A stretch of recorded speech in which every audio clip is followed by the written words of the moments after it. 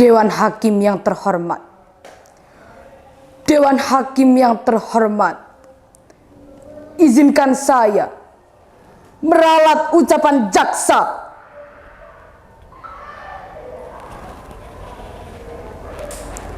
Ini bukan pembelaan, karena ini bukan pembenaran. Saya tidak merasa akan membela diri saya sendiri. Akan saya katakan, hitam putih diri saya, merah biru abu-abu saya, cahaya gelap diri saya, belang loreng hidup saya. Nama saya Sumara, 36 tahun. Menjadi budak babu sudah pilihan saya. Bertahun-tahun saya menjilati kaki orang, merangkak dan hidup di bawah kaki orang. Bertahun-tahun saya lipat lidah saya tahan mulut saya agar tidak bicara. Karena bicara berarti bencana. Bencana bagi perut saya, perut Simbah, perut Simbo, dan bencana pula bagi para majikan.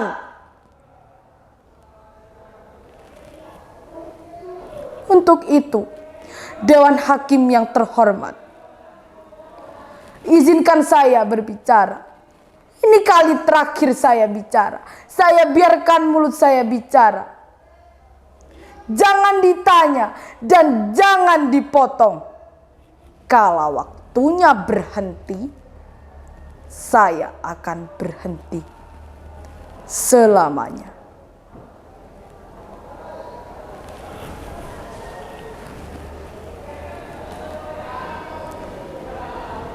Sejak kecil, saya tidak pernah berani mendongakkan wajah di Kalangsari, tempat saya dilahirkan. Pak Kasirin, guru madrasah saya, pernah menjelaskan, pembunuhan para jenderal itu dilakukan oleh sekelompok orang dalam naungan organisasi bernama PKI. PKI itu benar-benar biadab. Untuk itu dihapus dan dilarang berkembang lagi. Seluruh antek PKI dihukum.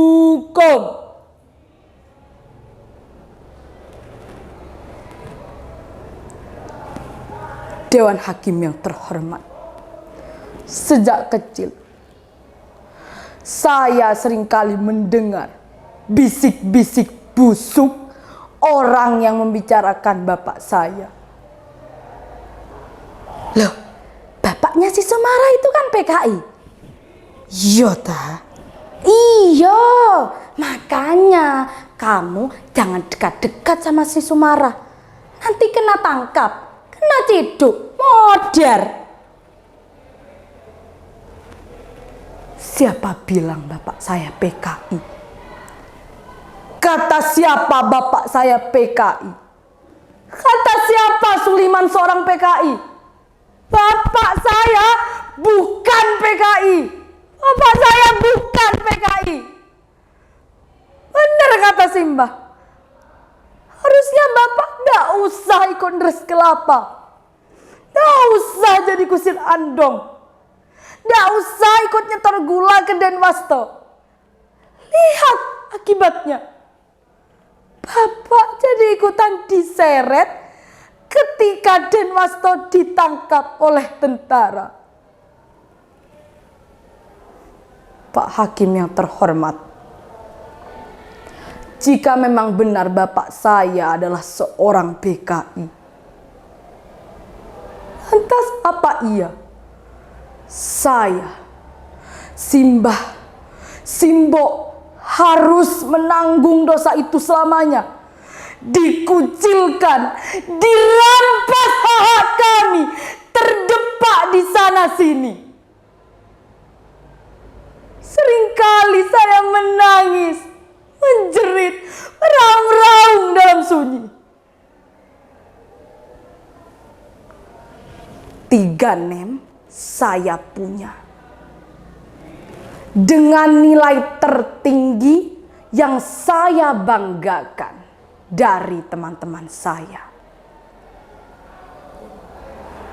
Tetapi kebanggaan itu hancur ketika saya selalu terdepak dari pintu ke pintu ketika mencari pekerjaan.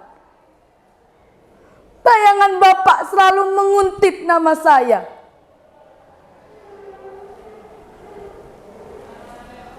Hingga suatu hari, saya bekerja pada juragan beras. Dari bekerja pada juragan beras itu, saya berkenalan dengan seorang lelaki. Mas Edi namanya. Seorang tentara. Cinta saya semakin bersemi. Tatkala saya tahu, ternyata Mas Edi juga menaruh hati pada saya. Tapi untuk itu, lagi dan lagi saya harus memutuskan hubungan dengan Mas Edi. Ketika Mas Edi tahu sejarah keluarga saya, Mas Edi mundur secara teratur meninggalkan saya. Rasanya saya ingin pergi jauh, saya ingin lari, hingga bayangan Bapak tidak pernah menguntit saya lagi. Hingga pada akhirnya, lewat perantara seorang calo, saya mendaftar menjadi seorang TKW. Dan segala syarat saya penuhi, yang ternyata tetek bengeknya panjang sekali. Mulai dari kantor kelurahan, biro tenaga kerja, kantor imigrasi, dan segala tetek bengeknya.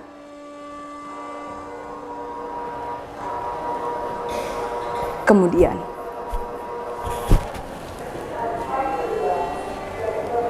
jadilah saya Sumarah binti Suliman, seorang TKW dengan predikat nem tertinggi, menjadi budak di negeri orang.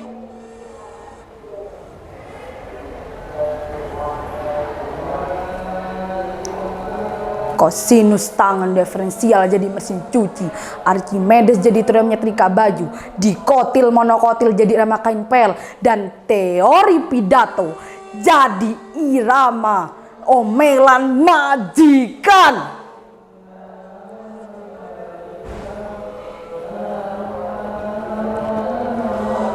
Dan 13 pulau dari Sabang sampai Merauke yang subur makmur, gemah ripah lojinawi, lenyap jadi wajan di penggorengan. Di mana cerita Pak Kasirin tentang pribadi bangsa Indonesia yang adiluhung, ramah tamah, gotong royong, kekeluargaan? Ternyata semuanya bisa dibeli dengan uang. Bisa dibeli dengan uang. Di negeri sendiri, saya terdepak di sana sini dikucilkan, dan dirampas hak kami.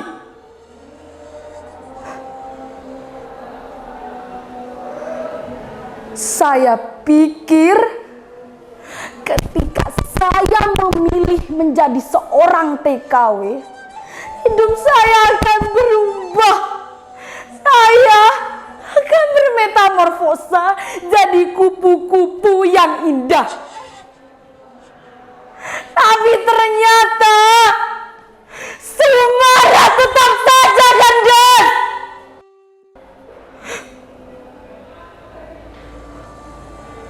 Dan saya, Pak Hakim,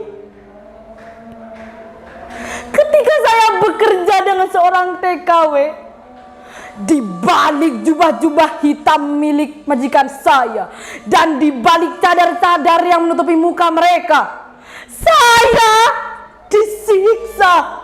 Gaji saya setahun hilang.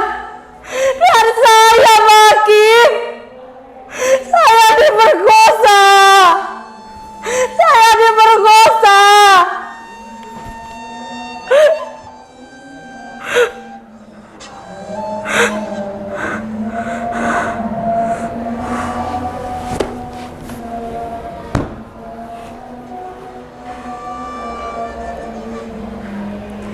Tetapi Pak Hakim, saya harus tetap berani mendongakkan wajah di hadapan mereka yang sudah meludahi saya. Yang kemudian saya ambil pisau itu, saya tancapkan ke jantung hatinya.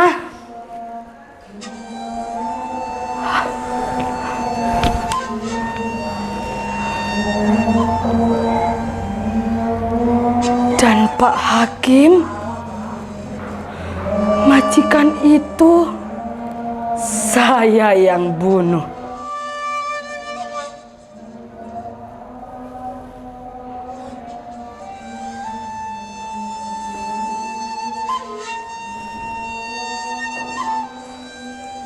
Hidup saya penuh ketakutan. Saya merasa bersalah.